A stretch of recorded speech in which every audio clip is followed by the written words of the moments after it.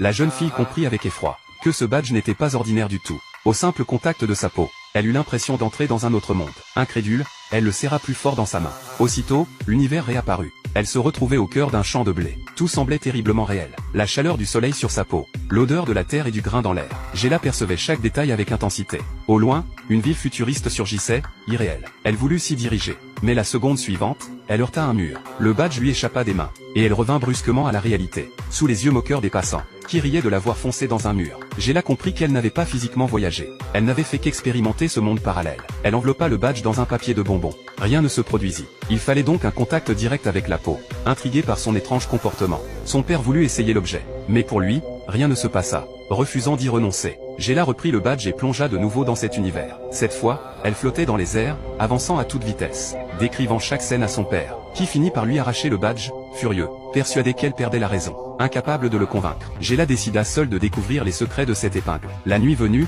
elle la vola discrètement, et s'enfuit dehors. Son objectif était clair, atteindre la ville futuriste. Peut-être y trouverait-elle des réponses. Guidée par le badge, elle pédala jusqu'à un vaste champ, puis activa de nouveau l'objet. Succès, la voilà au milieu de la cité. Et ce qu'elle découvrit dépassait l'imagination. Toutes les inventions possibles et folles existaient ici. Émerveillée, elle erra dans ce kaléidoscope technologique.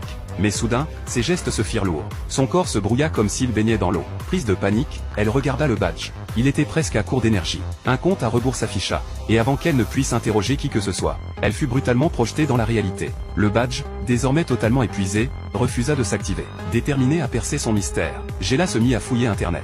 À sa stupeur, ses recherches donnèrent vraiment des pistes.